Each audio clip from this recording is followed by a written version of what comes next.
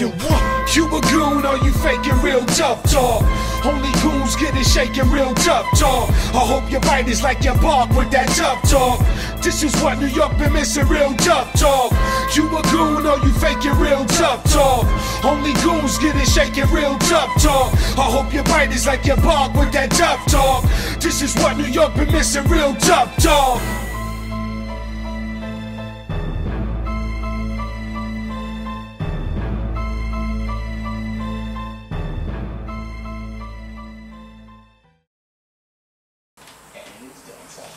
What's going on, people? Thanks for joining us. What's going on, people? Another episode of Real Tough Talk. I'm Stephen J. I'm here with Ghost, and we're here at the playoff edition. We're excited. Finally, we was able to make it to the playoff section of the season, and now you're going to see everybody going for the marbles now. Yes, because these games, as they go along, are more and more important. Guys have faced each other already, so they're more amped to face each other again. It's all about the championship now. All the little things are gone. Now it's all about the money. It's all about winning, and it's all about bragging rights at this point. That being said, we also, we're getting prepared for the All-Star game, which has been the talk of the town. For y'all that didn't know, the last 2 years, the East have similarly lost to the West in the last 2 years. First year, Slimly. It was a blowout. Well, the first year. Last year was slim. The first year we got blown out. You gotta admit that. It was like 30 to 7. Yeah. Second year we lost a touchdown. I think it was 13-6 or 14-7. It was 12-6. 12-6. And this year we looking to finally get on the board and take a win. And you gotta understand, between the East and the West, the East, you have a lot of guys that's grinded up, physical, you know what I mean? And the West, you have more of a, I would say the East is more like a party style. Guys are, having a good time with stuff. And the West, I would say, has more of a swagger type of appeal.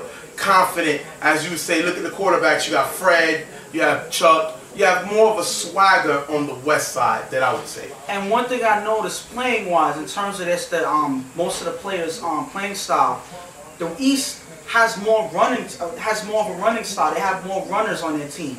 As you can see with their two running backs, Tone and Joel, were basically some of the best guys on the East on the ground. If you look at the West, though, they're more of a passing-oriented team. Most of the guys on their team are more of receivers, of a receiver type. Not necessarily on the ground, but more in the air. So you'll see two different dynamics on offense on both sides. That being said, you should be able to see the All-Star East video. It's on the welcome page, and the West should be up. If it's not up by the time you see the video, it'll be up right after, most likely. And like I said, we wanted to pick a party-style song for the East, which is what we did. And in the West, you're going to hear more of a swagger, because they're the two-time champions in the All-Star. The West won twice. So we wanted to give you more of a swagger, type of all about themselves edge, because that's how the West is to me. Yeah. So that being said, we're going to get to the playoff game. The first one is going to be Woodlawn versus Reloaded. And Woodlawn won in the regular season. They beat Reloaded. And Reloaded is coming out with more of a chip on their shoulder. They got Brian 100%. And Shaq didn't like what I said when I said you attack him, with Shane, because to me, Shaq don't have quick feet. And I think that, he took that personal. And that's the thing. And you got to understand, these guys are listening to what you say. So all you're doing is giving them ammunition. And when that happens, the other team needs to look out, because they get fired up. And sometimes that even affects their game for the better. Well, if you're worried about what I'm saying more than you're worried about winning actual because of a playoff game, that says something. But like I said, this is the point of the league. This is the point of what we do. We give our opinions and we see what happens after. So that being said, we're going to jump right into the game. You're going to have Reloaded starting off with the ball, and Boo's going to throw a short pass to Speedy. Speedy's going to make a nice one-handed catch and run for a few yards. Great play by Speedy. He's a great blocker, and he's very good at being in the tight end's position. After that, a few plays later, you're going to have Bruce throw a nice pass to Chad in the back of the end zone for the touchdown. 7-0. Reloaded is going to go up, and we see Chad step up this year. He's up there for comeback player of the year. Even though he had a good season last year, he just got ejected, so it's going to be hard for him to win that award, but I think it's possible because because he's taking control of this offense ever since Brian went down. Yes, right when Brian went down, it's been Chad. He's been the man on this offense right now. And he keeps it going here. He's showing that regardless of what happened last year, he's here to play, and this was his game from day one. Well, Woodlawn's going to get the ball back the next series, and Gerard's going to throw it past deep to Shane. Shane, this guy we told everybody to watch. Shane is an all-star, but his pass is going to be short and picked off by Brian. Brian is healthy. This is the type of things he brings to this defense. He can dominate on both sides. We see him make a great play here on defense. And you see Brian going to lock up that main guy, Shane. He went and accepted the test of holding Shane and keeping him from doing anything big on his team, against his team, and he comes up big with an interception here. Bruce is going to throw deep on the next series to Chad. Chad is going to make a great diving catch and get near the red zone. Great play by Chad. And Bruce is going to follow up with a pass to Richard for the touchdown. Reloaded up 13-zip. Great start by Reloaded. Next series, you're going to have Gerard taking the ball. He's going to have a high pass to the middle. It's going to be knocked out of the receiver's hands. And this time, it's going to be intercepted by Chad. And now Gerard has thrown 2 interceptions on the first 2 possessions by 2 of Reloaded's top defenders. They're making plays. Great play here by Chad. Right now, it looks like Gerard can't get anything going. He's not finding his receivers in the way that he did in previous games. I feel like they've been off in the last whole stretch of the season. The last 5 games they've been off. 4 games because they didn't play the last one. But they never got it back, and Gerard is showing signs of that right now. Bruce is going to get the ball back, and he's not going to let up. He's going to throw a pass in the back of the end zone and find his favorite receiver. Once again, Brian with a great one-handed catch for the touchdown, and I like to call them bang bang, because Bruce to Brian is definitely, you're going to have some explosions because these guys make things happen. Bang bang, touchdown, 20-0. And this was the matchup we saw all of last year that gave Brian the Offensive Player of the Year. And now you're seeing some of that come back. Bruce is not confident to throw to Brian. Brian is actually there and healthy enough to make plays like this. And I feel that it's trouble for whatever defense they're playing against. Gerard is going to get the ball back and throw a nice pass in the gap for a decent game. And able to follow it up with a touchdown pass to Joe in the back of the end zone, 20-7. Gerard is getting back into it, taking his time, going for now what the defense gets able to score 20-7. This was a long time coming. Finally, to get something going because it hasn't been looking good all game. But it's not Shane. No, but it shouldn't have to be Shane. Sometimes when your main guy is not working out for you, you find other receivers and they have to step up and make plays. Finally, you see it here where somebody makes a play other than Shane, gets the offense going. Maybe the rest of the offense can follow suit and get things going.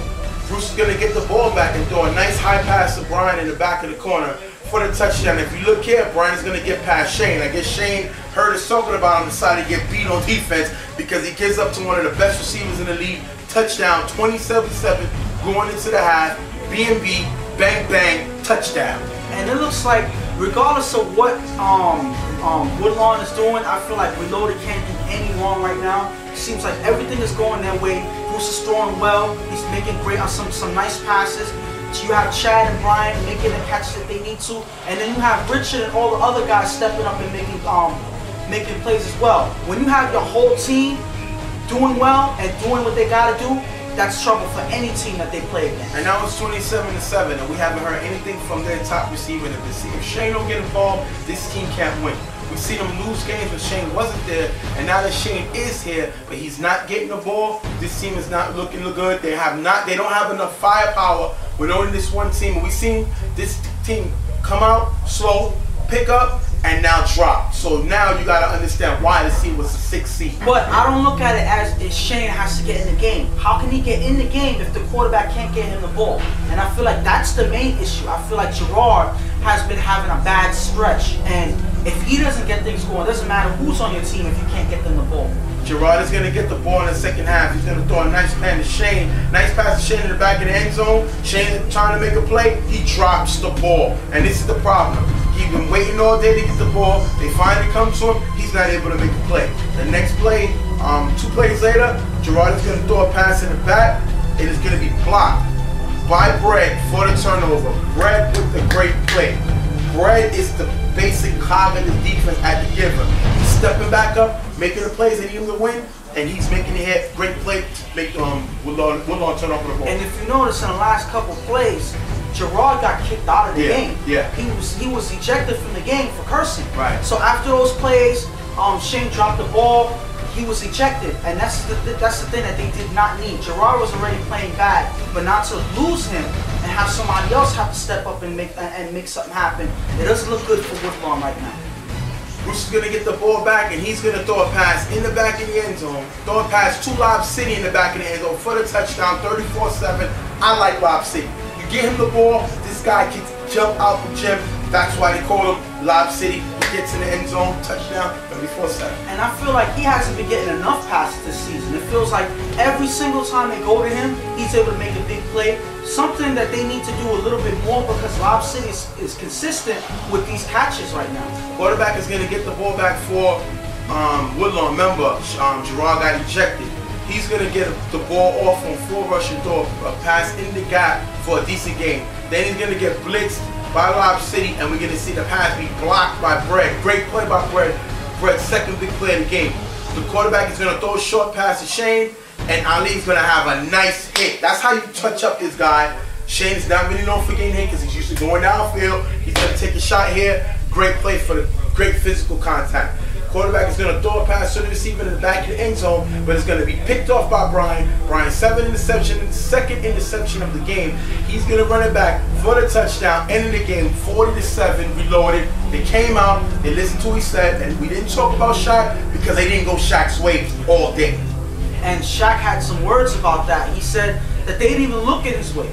They didn't even pay attention to him. They were going everywhere else. Shane wasn't even lined up to Shaq's side. He was matched up with Brian. So regardless of what, nobody attacked Shaq. Which you said they should. They did it. They come up with the win. Me, I feel like you underestimate Shaq at certain points. He may not be the fastest guy out there, but he still makes things happen. Unfortunately for them, he didn't need to. He was just sitting there in the cut, just watching everything happen. Well, that's going to be on Woodlawn. They should have moved Shane around. You can't line them up in one spot against two of the best guys. You got Chad and Brian that want to lock up on him, and it's similar to, if you remember, the Olympic Games when Jordan and Pippen lined up against Kukoc because they wanted the challenge and they made it frustrating for them all day. That's a little basketball throwback for y'all guys that don't remember. But these guys, Chad and Brian, both took shots at guarding Shane. They wanted the responsibility and they shut Shane down. We didn't hear Shane do nothing all day. Even though I told them to attack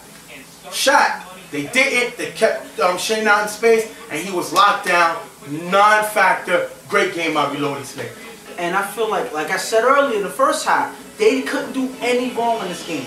Nothing went Woodlawn's way. Everything was swayed to Reloaded. Everything was going their way. They were making passes. They were making plays. They were playing well on defense. I feel at the end of the day, it was just too much for Woodlawn at this point. And that being said, that's going to end the season for Woodlawn. And we like to do, y'all know, we do the team R&R. You know, where we call it the team rest and relaxation because of what they've been through the season. And we give you certain spots that we think that the team needs to visit. And for Woodlawn, our new team, I think that they need to go to the emergency room. They need to go to the emergency room. As you can see, we're here in the emergency room with them. Shane got beat up, you know, basically because Reloaded put a beating on this whole team completely. But I think Shane got it the worst. Yeah, because everybody was focused on him. All you've been hearing is Shane, Shane, Shane. So that's what's going through Reloaded's head. So now they took to put the beating on Shane more than anybody else. And now all the rest of the guys are here trying to bring him to the hospital to get him healed up. I'm just hoping that it don't take us all day. You know how going to the emergency room can take all day. But I guess they get to think about what Reloaded did to them and the Reloaded team because they really, really put the beating on them today. Yeah, this is something that they don't want to go through again because who knows who has insurance, who knows who can afford to go through these hospital visits. So hopefully they'll be in and out and they'll be okay for next year. Well, I'm out of here as soon as they start bringing in the needles, you know, to patch Shane up because I'm not trying to be around all this hospital stuff. I got to see it Monday through Friday. So that being said, we're going to congratulate Woodlawn on their season, but they're going to be out. Reloaded goes to the next round. That being said, we're going to thank Woodlawn for being with us. They did have an all-star. Shane, he made the all-star team. And hopefully, we'll see him at the all-star game. Great season for Woodlawn. That's going to end it, though.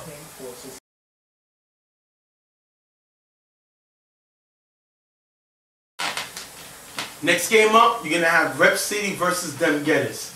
And this is a big game because Dem Getters already have a formula for a championship. They went out, they signed Swiss, they went out, they signed Shannon, and they got two big playmakers in order to beat Carver. Let's call it what it is. They got these two guys because these two guys have beaten Carver, and they figure that they have the pieces that they need now in order to beat Carver. I think maybe they're looking too far down the road. But listen, this is what Hollywood does. He's a mastermind as far as getting players. He got the players he needed, and he got this team ready to go. And they're still a fairly young team with a lot of talent, even without those guys. So I feel like all of this is them just coming together and making all the things work together. That's the key for this team. And we've seen Rep City play up and down. They haven't been consistent. They haven't played the way like we thought they were going to play. They came out for a championship in Casino, and we've seen this team take a step back this year, not being hungry. Hood wasn't in all the games. Hood was a comeback player of the year last year. He made the All-Star team last year. He's not on the All-Star team this year. His numbers are down. He doesn't look like the same quarterback this year. So that being said, we're going to have to just see what happens because he doesn't look like he looked last year. I mean, it's hard to look like anything if you're barely here for half of the season. Plus, he's not having fun like he did last year. I feel it's more stressful. A lot of guys, because it hasn't only been him that hasn't been here. Certain times you wouldn't see Rel coming, one of their go-to guys, you know, over other defenders. Sometimes early Meach wasn't here. Cello wasn't here for every game. So it's like a lot of their guys weren't here consistently, and that's what kind of threw their balance off. So, and the guys who were here weren't really playing at their caliber. So this team was all over the place. And they got in-house problems. Yeah, a lot of in-house problems, which is unnecessary when your team is successful. You're coming up for championship. Last year you took Carver. You lost to 5 points at the end of the game in the playoffs. So you have nothing but building to do. And if you have inside animosity, there's no way you're going to win another championship here at all. You won one in Casino, but there's no way you're going to win one here. And that being said, Hood wasn't a part of that team that won the championship in Casino. So let's get back to this game right here. You're going to have Rep City start off with the ball, and they're going to end up turning the ball over, giving it back to Dem Getters. Walker's going to get the ball. He's going to throw the wide open Hollywood in the end zone for the touchdown. Great way to start by Watt getting the game open, started early with the firepower. But you're going to see the pass drop on the extra point and ran back for the 2-point conversion. That's big. That's a big mistake. So instead of being 7-0, it's 6-2. But let's talk about the touchdown first. They're able to start off early. Hollywood finally getting back into the games, which she's been off all season. I don't know if it was injury. They kind of always injured throughout this game, this season. Finally, he's able to make something happen, and they're able to put points on the board. And the interception's going to be big. That could come back to sneak up on him. And like I said, the key to this game is Watt. If Watt doesn't make plays, the team is not going to win. He's pretty much the key to the team at this point. Next series, Hood is going to get the ball back. He's going to scramble and find Trev in the back of the end zone for the touchdown. That with the extra point put Rep City up 9-6. Remember, that 2-point conversion hurts them now because now they're up 9-6. Great play by Hood, scrambling, losing his feet. That's what he needs to do. He buys more time, finds Trevor in the back of the end zone, touchdown. And I feel like Travis, I would say, was a good player that they had throughout the season. Towards later in the season, you know, he kind of missed a couple games. He would have been an all-star if he would have made it for more games than he did. But he's still a good player. He's able to find his way to get open in the gaps, and he's able to put points on the board for Rep City. Walker's going to follow with that nice pass from Rubio, makes it all the way to the 10-yard line, and then he's going to throw a pass over Tess for the touchdown, 12-9. Great play by Walker. We see him making plays. This is what they need to do if they want to win this game, 12-9. Great play. And Walker's looking good. He's able to score in the next drive. He's hasn't made too many mistakes. I don't feel like that interception and the extra point slowed him down. He's able to put points up, and now they're up ahead against Rep City. Hood is not going to lose a beat. He's going to drive down the field and throw a pass. 2 Fonz in the front of the end zone for the touchdown. 16-12. Fonz has been a big pickup for Rep City. Ever since Sleepwalker's dropped out, he was able to go to Rep City. He's been playing a great game, helping him with some must-needed catching off the bench. Great play here by Fonz. He's one person that doesn't give up on a play. He's one person that shows how hungry he is. He really wants to play with his own team. He comes and brings that hungriness to Rep City. He's able to make big plays for them. Walker's going to follow right back. He's going to avoid the rush and run for a few yards. This is the thing he can do. But what we like more is when he does this, a nice pass to Julio in the back of the end zone for the touchdown, putting the back up. 19-16, great play here by Walk. Finally Julio in the back, great play. They're going up. They're playing ball. And now it's going back and forth. This looks like a game that's going to go to the wire because both teams are looking like they're doing what they're supposed to do. So it may only come to the last play that'll determine the winner of this game.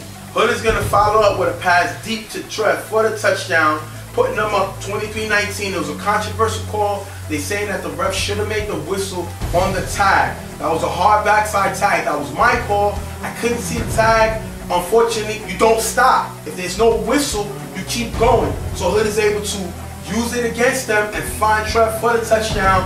Unfortunately, 23-19. Great play by Hood to stay with the play. There was no whistle blown. Touchdown.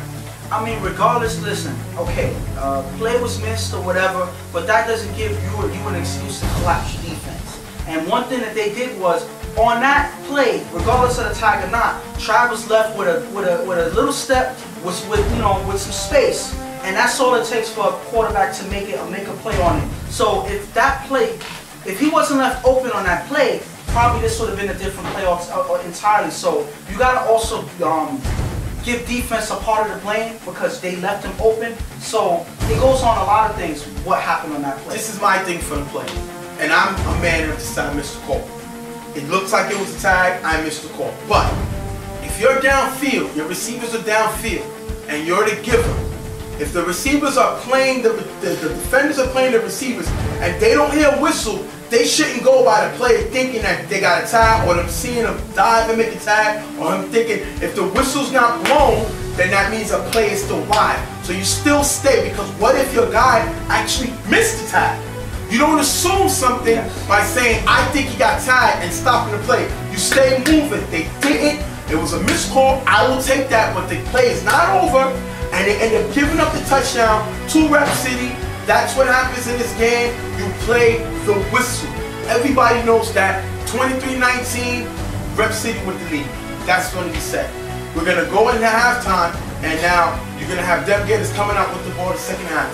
Rockets going to throw a pass to Rubio for the first time. Rubio for the first down. Now they're getting moving. Rockets going to throw a pass to Hollywood in the end zone, but Trev is going to jump and pick the ball off. Great play by Trev. He's making plays. He's done it all year. He's just stepping up in the playoffs. Great play by here, and Rockets got to be able to see that defender there. He does it, turnover.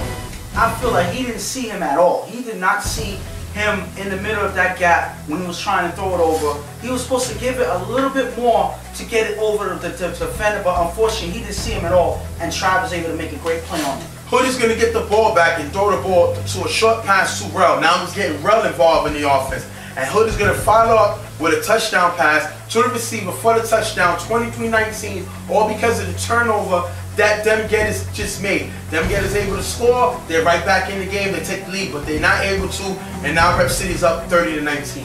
And I said earlier that the game was going to go to the wire, or it could have went to the wire, but all it takes is one mistake to change the whole tempo of the game, to change the whole momentum. And that happened there with that turnover. That gives Rep City the chance to go ahead. Now you have to play catch up throughout the rest of the game, and hopefully they can do it because it's not looking good for them right now. And it's not looking good because, as we failed to mention in the beginning, they don't have no Shannon, and they don't have their most important guy, Megatron. And we see a lot of people says, without Megatron, there is no Dem Gators. They look different, they get beat up a lot. Hollywood is a good player, but he's not a Megatron.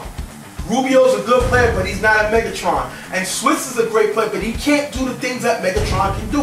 And without him being here, not especially Shannon, but Megatron being here, this team is different because when Walker's in trouble, he knows he can throw the ball up to Megatron. Megatron can go get it. So I don't know why Megatron would miss the biggest game of the season. The reason Hollywood got this team together, but he does, and now we're seeing them get his pay for it. But Walker's going to start off with a nice pass in the next series to Hollywood. Hollywood is going to drop the ball. Big drop by Hollywood. Next play, Walker on front rush is going to run for a few yards, and he's able to get the first down with his feet. Remember, it's a 30-19 Rep City. Walker's going to throw the ball over Rubio deep. He's going to overthrow him, have Rubio overthrows him, and on the next series, he's going to throw the pass too high for Hector and then get ejected for cursing on the pass.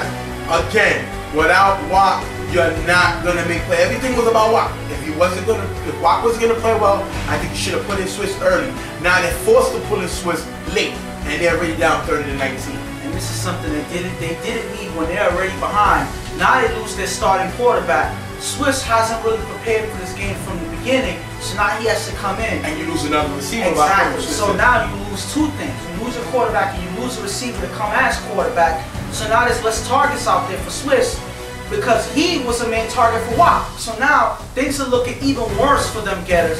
And Rep City is not going to slow down and wait for you to get your game together. I feel like they're in a lot of trouble at this point. Swiss comes in, he's going to throw an incomplete pass, and getters are going to have to punt. Next drive, Hood is going to get the ball back. He's going to end up getting sacked here by 21, and Rep City's going to have to punt, give me the ball back. Remember, it's 30-19. So it's going to throw short to Hollywood, followed with a short pass to Rubio, who's going to run it for a few extra yards. So it's going to throw the ball to the receiver in the middle, and the ball is going to be dropped. But then Swiss is going to follow up with a touchdown pass to Hector and put them back in the game, 30-26. Great play by Swiss. He's starting to get the rhythm. He's able to score here. This is something that they needed because they were in a bad way until it scored. Now, all they have to do is buckle up and play defense and stop Rep City. So they're back in this game. This is something that they needed right when they needed it, and all it's up to their defense now to save the game for them. Hood is going to get the ball and throw a pass for the first down to the receiver.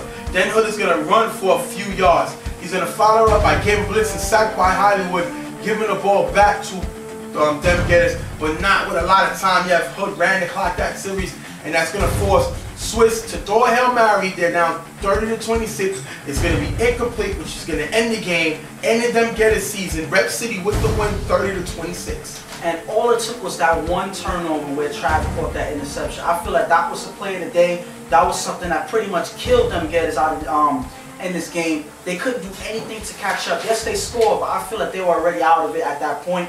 There was no way to catch up. And since there's no Megatron on their defense, there's no way to stop them from throwing passes in the middle. Now the middle is pretty much wide open for them to do whatever they want. Rep City I'm talking about. So I feel like it was over for a lot of different reasons, but that is what killed the game. It had to be because they only gave up one score in the second half. And that pick really hurt them. And I told you, without Watt playing well, this team is not going anywhere if he's a starting quarterback. And without Megatron, this is going to be. Once again. So now Hollywood bring all these pieces together, which is Swiss and Shannon, and end up losing earlier in the first round. He went last year to the Final Four. This year he lost in the first round. But if you look at it, they had a lot of things that affect them throughout the season. A lot of their guys wasn't hit consistently. Hollywood was playing with an injury. Megatron lost a good couple games injured. Rubio was playing well all season, but he wasn't always healthy. He was playing a little banged up, but he was making things happen. But when everybody's not on the same page, and Shannon disappeared towards the end of the season, you didn't see him. He qualified for the games, but then he was saying he had to go back to school. So exactly. It was that was so the that plan. hurt too. So my point is, a lot of things fell off with them getters. A lot of things didn't work as well as they planned. So it kind of reflected on what happened in this game. And I feel like, not to take anything away from Hollywood and saying that Megatron is a much better player than Hollywood, but I would say this.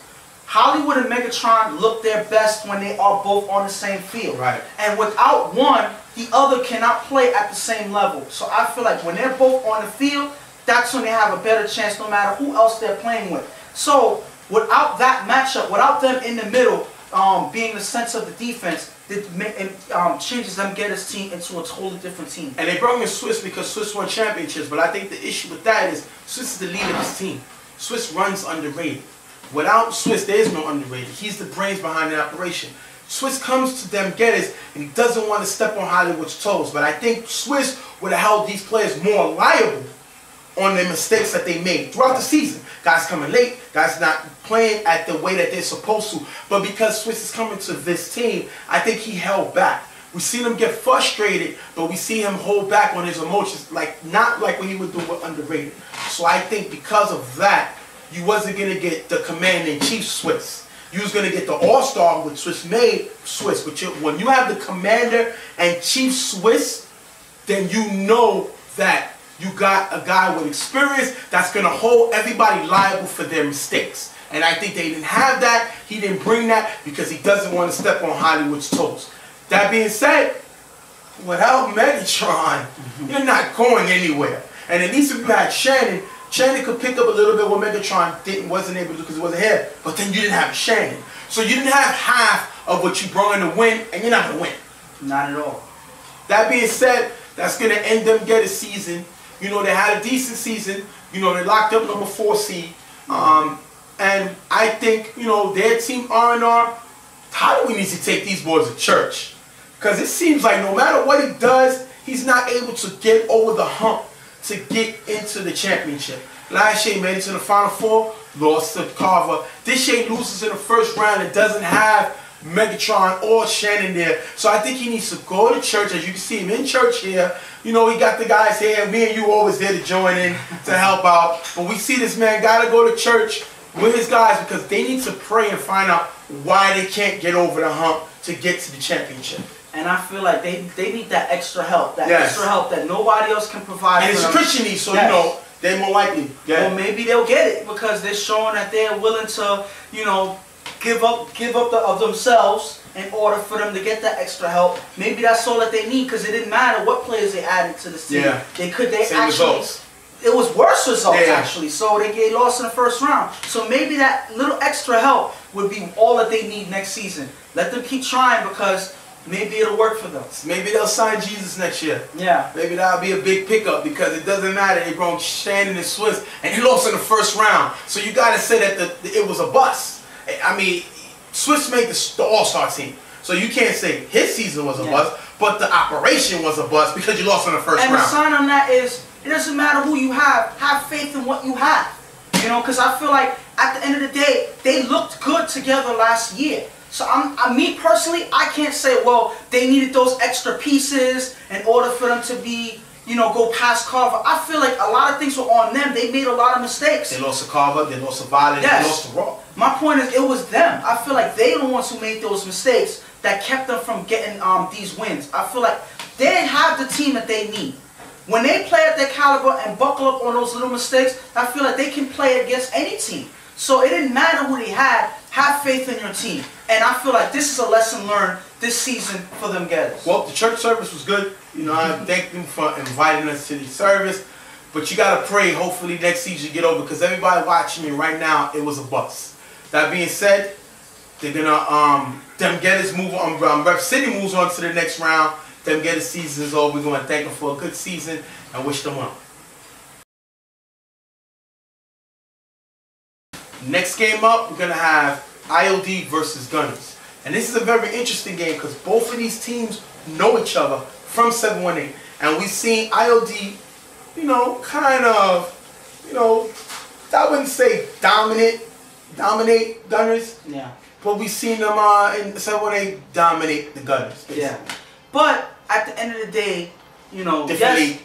Yeah, it's a different league. And IOD wasn't that dominating team in this season that they were last year. So I feel like there was not necessarily that you shouldn't have that fear that you can't beat this team. They're number 3 seed. They're number 3 seed, but I would say they were a much weaker number 3 seed than they could have been. I'm sorry to say, but there's a lot of listen.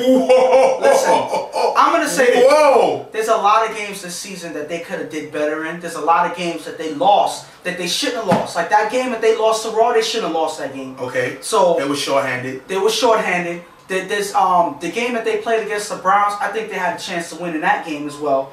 I feel like regardless of what, they have the team to beat either team that they played against. So they kind of stepped back in my opinion. Blasphemy. What? You speak blasphemy. No, listen. I'm saying IOD locked up number 3 seed. That is the bottom line. No. This man speaks blasphemy. And if Gil is watching this, you know where he be at. Listen. He's saying that your team took a step back. No. He's saying that you don't look like the way you looked last year. And he also said that you're weak, Gil. He's saying that to you, Gil. See, I didn't say He's saying that to you, Gil. Listen, what I'm saying is they're a team that's capable of much more than this. I feel like they have the talent to take the 2nd seed.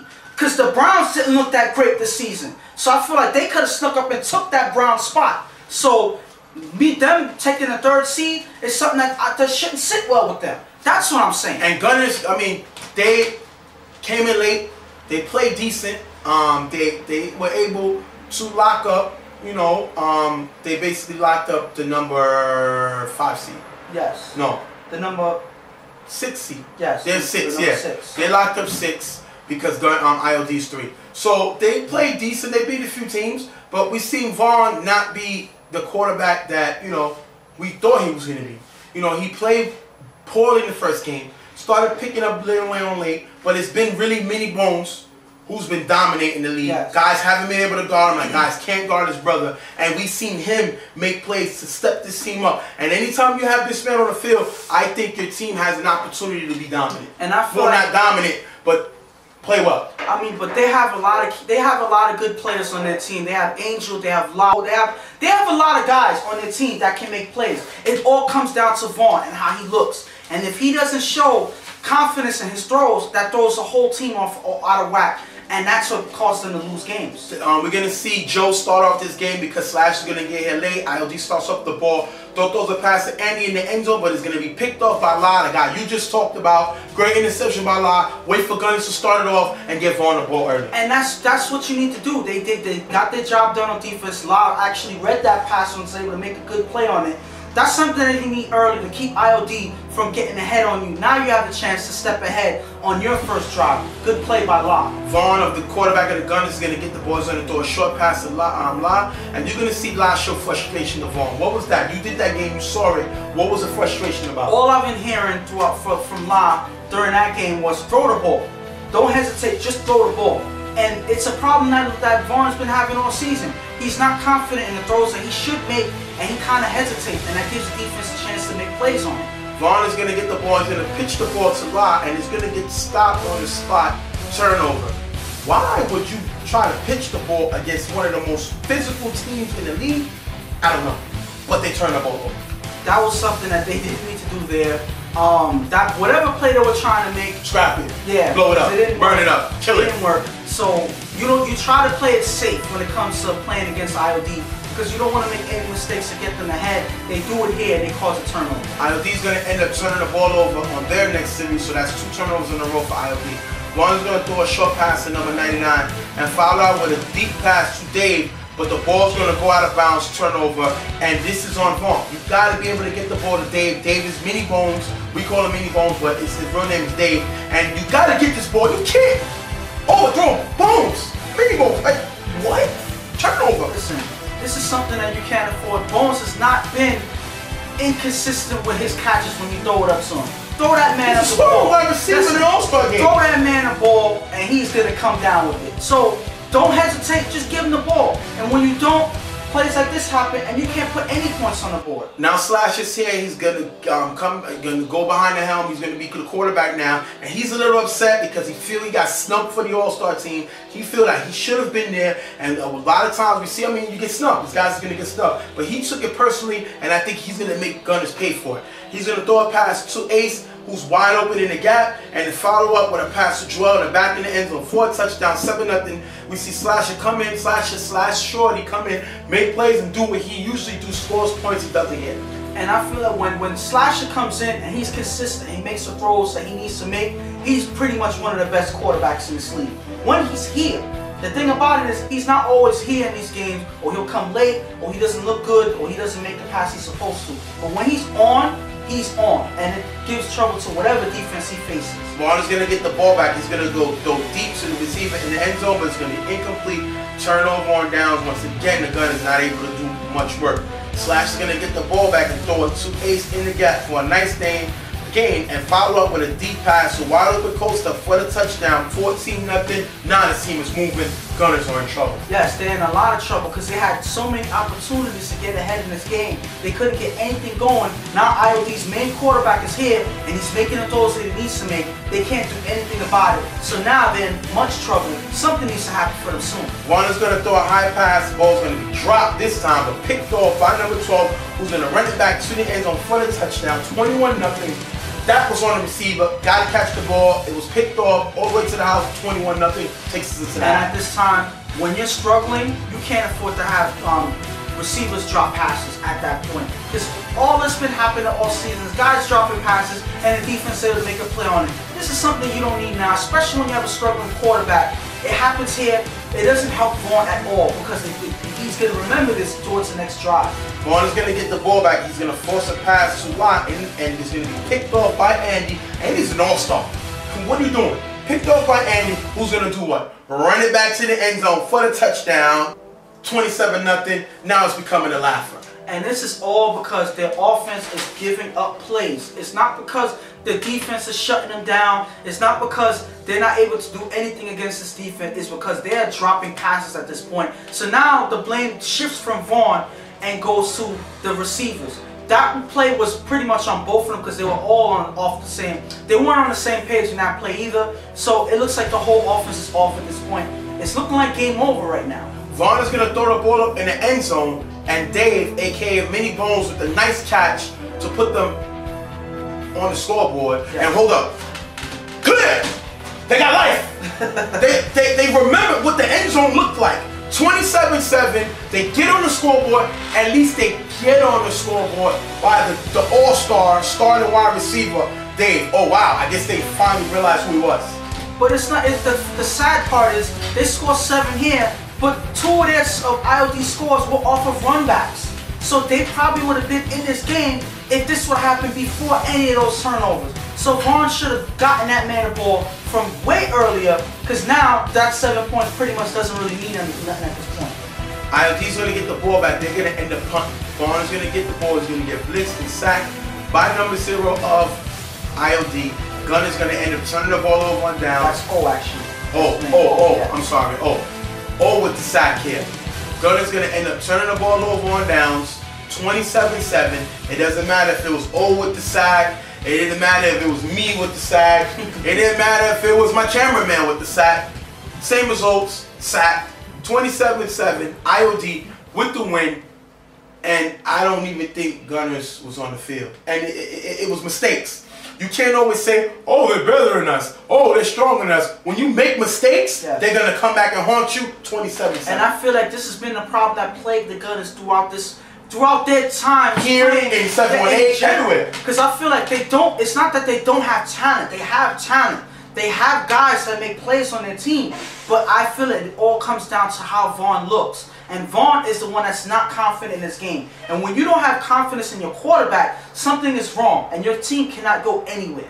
So if you actually trust your players and make sure that they make their plays, you just make sure that you get them the ball. I feel that makes all the difference, because that showed in this game that you did not have the confidence in them, and that led to a 27-7 loss. And the receivers got to catch the ball. They got to help him, because he did make some throws that they should have made, which they didn't. But you got to get Bones the ball. I don't care where you put him on the field. Mini Bones is going to catch this football, and he's one of the youngest superstars in our league.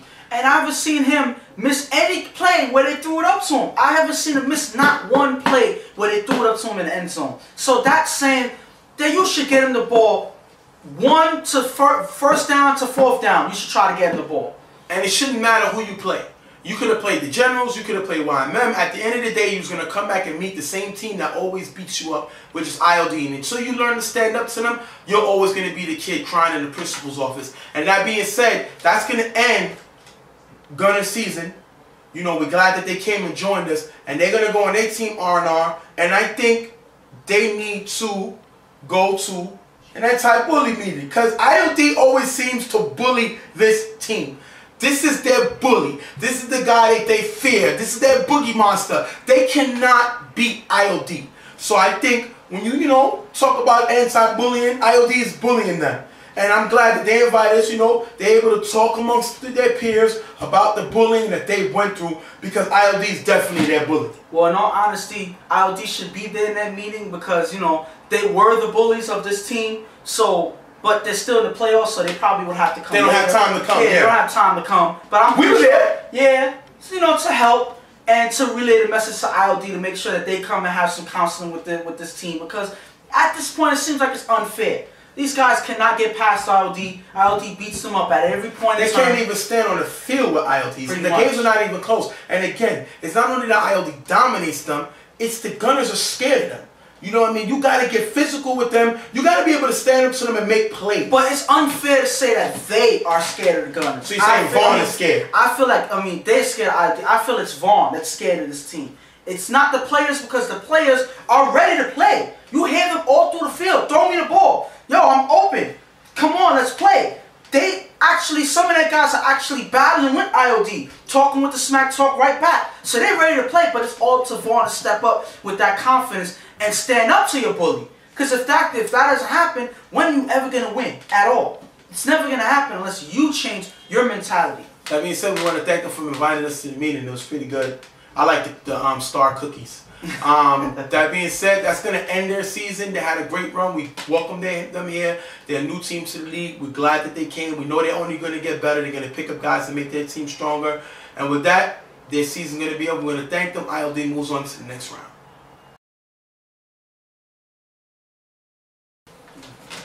Next game up, we're going to have Violators versus Reckless. Now, Violators ended the season undefeated, and now they start the playoff push. They're looking to break the Rose G's undefeated record because they played more games than the Rose G's did in the regular season. Yeah. So they have an opportunity to do what New England tried to do by breaking the Miami Dolphins' undefeated record. And the pressure's on Violators now because they don't want to be like the Browns did a few years ago, undefeated and lose in the playoffs. So I think there's more pressure on them, but I think they welcome it. But I feel like their team right now that looks better than the Browns did in that first season. So I feel like they are capable, but it's all up on them if they're ready to play and win and get that undefeated streak. The thing about it is, I feel like all they have to do is take the games one game at a time, and I feel that they can accomplish it, but it's all on them at this point. And then we have Reckless. Reckless is the reason they're in the West because Reckless lost the last qualifying spot to House Gang to get into the playoffs in the East. But because of the dropout by Longhorns, we had an open spot, and that moved Reckless to the West to get that spot. So now they got to go through the Western Conference in order to make the chip. But they're in the playoffs, so that's all that matters to them. And I think that this team has enough firepower. Just Sean, Rico, Prodigy. They have enough firepower to make it to the championship with Bug throwing, but it all depends on Bug. But I feel like at this time, that loss, yes, they have a lot of guys. The thing about it is, this game right here may be trouble, but they still have the talent to pull it off. It's all up on how they learn, how they look in this game. If Bug can be the quarterback that he can be, I feel like that's the difference maker for them. That being said, we're going to jump right into the game. Fred is going to throw a nice pass in the middle to start moving the ball. Then he's going to follow up with a pass to Yomi in the end zone for the touchdown, 7-0, and you're going to see Violators start off early with the early score. And this is something that you wasn't shocked about. Fred was able to get a drive going early. Reckless wasn't able to answer or do anything on defense. So this looks like the Violators are looking good on defense. Hopefully Reckless can score and respond on their drop. Bug is going to get the ball back and throw it in the middle to Just, and he's going to drop the ball. Just is the starting tight end of the All-Star team in the East, and it's surprised to see him drop a pass like that. That's going to cause Reckless to turn the ball over. Next, Fred is going to throw the pass to Herbie in front of the end zone for the touchdown, 13-0. I love Herbie. Herbie's a great player, but he not only brings his skill, he brings toughness. Remember, Violators lost that when Gil left and went to ILD. Herbie brings that toughness back. He brings the energy, and he's not going to allow this team to back down to anybody. Great player by Herbie, touchdown, 13-0. And in a way, I would say, not to say that he's a higher caliber player, but he's a much faster player. He's a player that on defense, he can give problems to offenses by getting to the ball, making plays on it. He's trouble when he plays on offense because he's one person that can get open no matter what defense he plays and against. Even on the return game. Yes, so he's just dangerous no matter where you put him. And I feel like that's the difference maker for the Violators, and that gives Violators that much of a jump. Bug is going to end up getting the ball back. He's going to get sacked here by Sean, and we're going to see Sean cause problems all day. You're going to see 2 plays later. Sean with the chuck, and it's going to knock Horse down. Horse is as big as Sean height-wise. Size-wise, Sean is a monster. He's a different type of animal. He's going to knock Horse down and then still able to get the sack on the Bug. Great individual play by Sean. giving the ball back. Great play. And you've seen him do this before. And the thing is, people don't understand how big that type of play is. When you knock force down, and that's one receiver you lose out of the play. So if everybody else is covered, now you lose that dump off the horse. Now you have nowhere to go. Now the quarterback gets sacked. That's just a good, complete play by Sean, and nothing that Reckless could do about it. And that's going to cause Reckless to punt. And Herbie's going to get the ball with nice block and run it all the way near the 50. And I told you, Herbie's dangerous. I would never give Herbie the ball. Herbie's one guy I would not let him return the ball. Him and Brown from YMM. I would never let these guys return the ball because all they need is one block and these guys are gone. Next series, Fred is going to throw a nice pass to Nomar in the middle for the end zone, for the touchdown, 20-0. He's found both brothers. These guys are a great 1-2 punch. They're dangerous in the slot. They're both made the All-Star team. You know you get one, you're going to get the other. That's going to put them up 20-0. And this is not looking good because right now the Violators are doing everything right and Reckless hasn't scored yet. So this is a problem right now because once you get the Violators stride going, once you get them looking good and doing things they're supposed to do, I don't see no slowing down on this team. So Reckless has to answer at some point or another or it's going to be a long loss for them. Bug is going to throw the Prodigy in the gap, and the contact with Drake breaks up the play. And we see Trey, aka Kill Bill, make plays. He made plays last week against Carver. He's going to make a great hit here to break up the play, and that's going to cause them to lose possession of the ball. Violators are going to get the ball back, but they're going to end up getting stopped, giving it back to Reckless again, down 20-0. Sean is going to get the sack on Bug again. Great play by Sean. He's in the zone, causing Reckless to turn the ball over. Great play by Sean. And at this point, Bug can't get anything going. First, he has Sean in his face, then nobody can get open. No, certain people are dropping passes. This does not look good at all for Reckless because nothing is going their way. They can't do anything about it, and Violators are just beating them up in this game right now. Violators going to get the ball now, and Fred is going to throw the Nomar in the front of the end zone, 26-0, take us into the halftime. Great play by Violators. They're dominating early, and the one thing that I can say is it's not Bug's interceptions because he threw no interceptions the first half. It's not on him. This offense is just not making plays. But I think Bug held the ball a little too much in order to not turn the ball over, and he ended up getting stopped because he's not just being Bug. I'd rather see Bug win or die with the Bug that's going to let the ball go than to lose with the Bug that's going to be more cautious because that does not help the game. And that's, like I said, this is not something that Bug is used to holding the ball. Sometimes you would rather just take shots and see where and let everything fly where they may, but he doesn't here. He's trying to be cautious, but it's not helping him because guys are not catching short passes, they're not getting open. So at this point, how is it helping you if you can't get anything off and you're getting sacked in every drive? So this is not looking good. They have to change up their way of moving forward because if not, this is a definite loss for them. Reckless going to get the ball back in the second half. The Bucks going to throw a deep pass to Black in the end zone, which is going to be tried. When we see him go downfield, these receivers are not helping. The next play, Buck is going to get blitzed by Jerm. He's going to throw an interception to Sean. Sean's going to get his hands on it, run it all the way back to the end zone for the touchdown, 32-0. Now, my question is, great play by Sean, but which one was better? The one that Sean got that ran it back or the one that Cornbread got that ran it back? Hopefully you can put it next to each other. Which one you think was better? I don't know, because that was a complete play by Brett. It looked, it was a really good play. All Brett. That was all Brett. This one, Sean kind of did have some assistance on that play when he was blitzed, with the blitz. So, not to take anything away from Sean. You say Brett. I would say Brett because that was a complete play all on him. But in terms of this, it doesn't matter. The 1-2 punch works, and it doesn't matter who did a better play. The point is they're able to make a play, and it helps their team out. So you give all the credit to both of those guys for giving Bug the pressure to throw the interception. I like to see the fact that let y'all know that. I like to let you know the fact that the ball kid is very important in this game. Yes. Don't think that's just a guy you put in to get some playing time. That is very important. The 4 rush count, the blitz, getting your hands up. You can make plays here, and you can actually win a award, which we seen Milo a few years ago win the MVP because he played defensive player of the year. He won defensive player of the year, playing linebacker and giver because the guy was versatile. And he was their defense. So sometimes the ball giver would be the center of a team's defense. Right now, Sean is looking like that in this game because he's stopping Bug from doing anything right now. Bug is going to throw deep to a wide open Sean for the touchdown. Reckless is Sean. 32-7. Yeah, they know where the end zone is at. Just like Gunners, they score. But look at when they score. You know, it's way towards the end of the game. The Violators are way ahead, so it doesn't matter.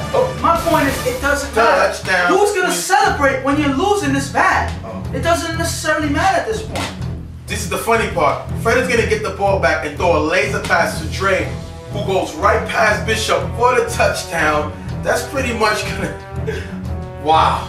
Like, Fred took that, they scored personal, and he comes right back and scores right back. That's going to put them up 38-9. Wow.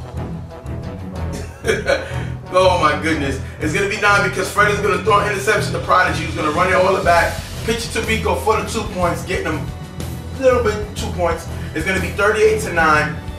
That's going to pretty much end the game, as we're going to see Bug get sacked again by Sean, ending the game 38-9, blowout by Violators, ending Reckless season. Reckless showed us nothing.